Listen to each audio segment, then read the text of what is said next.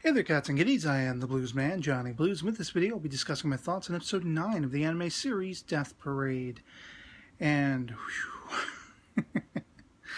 this was an emotionally rocking episode. I mean, to my very core, to my very foundations, there were certain elements in this episode that fell in line with my speculations in my previous episode discussion video about how this kid may have been involved with taking the life of this detective. They might have been after the same guy, and it's not quite the way it ended up. I mean, we find out that this detective was in fact after this one guy.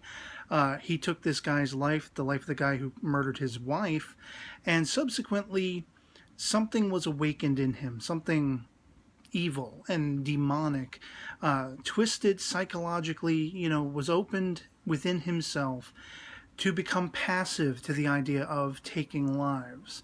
And so we find that, the paths of these two characters crosses when this kid has tracked down the guy who beat his sister within inches of her life. And, this detective has basically taken to going after predators like this in society.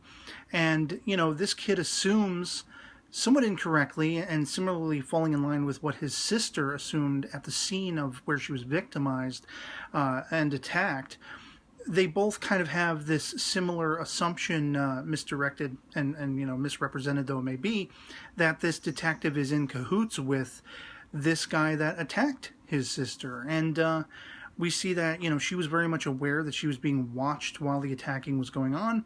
And this is where it just blew my mind. I couldn't have seen this coming for the life of me, that we find this detective so twisted and so cruel. And yet, almost, sort of a pattern of similarity between he and what Decim does in this arbitration game of the souls. I've been wondering for the longest time, it's pretty much answered in this episode, why in the early going it was reincarnation versus the void, and then suddenly the terminology changed to heaven or hell. You're going to be in heaven or hell by the time this is done. And we basically have Onna, owning up to what that's all about, that the idea of heaven and hell is a lie, that it's really down to reincarnation or the void, and this is the point of judgment. And she just is so rocked, much as I am as the viewer watching this episode, by the memories of these two, the conflicting and enigmatic memories that don't necessarily make sense, and they're forcing all of these ill emotions on her. She can't bear the weight of it. She's brought to her knees a couple of times, I believe, and even, sitting on the floor, because she just can't deal with it. She can't process it, and she begs, she pleads Decim to stop what's going on, what's unfolding. And I think we got somewhat of an answer to the question I had as well. What is up with Decim if Nona has implanted emotions inside of him, and he's the most cold, calculating, seemingly emotionless arbiter in this entire Quindecim environment?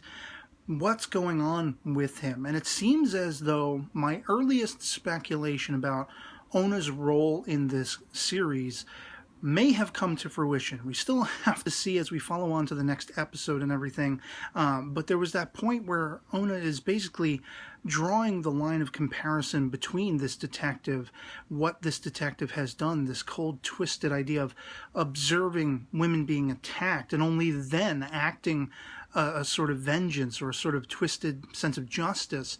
And this is kind of sort of what Decim is doing. He hasn't had emotions. He hasn't lived a human life. He can't necessarily understand all the imperfections and the myriad emotions that the average human being can feel and can go through. And how on a whim, a human being can become dark and ravaging and evil, can become very much empowering and positive. All of these things cannot be quantified in this sort of immortal, beyond life realm. And Onna knows this, and she's calling that into question, and very much having a lightning bolt effect, a thunderstruck effect on Decim as well. You see him grabbing at where his heart would be, and I question whether he even has one. But could that have been meant to signify that those emotions Nona put into him were suddenly coming alive, were suddenly shocked into active status, was he maybe perchance feeling with what was being said and what was being, what was unfolding in front of him? This whole concept of this detective going to these lengths, and then just the absolute paramount cost and weight of the emotional torrent that unfolds as this kid comes to this realization that he inadvertently killed this detective, but in a sense, in a twisted sense, mind you, with just cause, because this detective was every bit as guilty in letting his sister be attacked, doing nothing about it, having to be so twisted, having to look at it as though until there is a victim, until someone has suffered, I cannot move any further with my reaping of justice and an acting of justice. This kid is totally put up against it. I mean, even more so than in his living environment in when he was alive. He did carry out what he saw as a sense of justice, killing the guy who attacked his sister, killing inadvertently this detective, and then that twisted nature that we suddenly become aware of in this detective is putting him to it even more. He's poking and stabbing at the flame. I mean, Onna at one point does have to ask, what good is this? What good is inflaming all of these emotions, these unnecessary emotions, when human beings are frail? We have to process such negativity. We have to move beyond it. And all of these things. And Onna is just disparaging and crying about this. She ends up, just embracing, bear hugging this kid to try to plead with him. Use your sense. There's no heaven and hell. You can actually be reincarnated. This is the point of judgment where what your next action is proves what will happen to you, where you will move on to, reincarnation or the void. And this detective has a cold, sadistic, twisted, just prodding at this kid reaction as that ending music kicks off. And we see the callbacks on, the memories this kid has of his sister. And he's stabbing that knife, which has now been rewarded to him by Deckham, into all of those little, like, hockey pucks, from the table hockey game, which all have parts of this detective's anatomy. And the twisted and cruel line about how this detective only realized once his wife's life was taken that there must be sacrifices for the greater good, and he considers his wife to be one of those sacrifices. He considers himself to be one of those sacrifices if this kid goes through with it. It just was so heart-wrenching for me and so emotional for me to see that blade start striking at those pucks and destroying them, seeing the blood coming out of this detective's mouth, seeing Onna screaming and still holding on to this boy. And by the end, much in the same way as the memory callback on when this detective killed the killer of his wife, and he sensed hearing her voice and he smiled cruelly in reaction to this, do we see this boy in the very end smiling equally cruelly and promising, next time I'll be there to help you, sister. And it's only capped off with the most eloquent sort of way, with all this emotional torrent unfolding over me watching this episode. I mean, I'm kind of shaking because of how emotional this episode was. You only see the one sort of devil head above the elevator,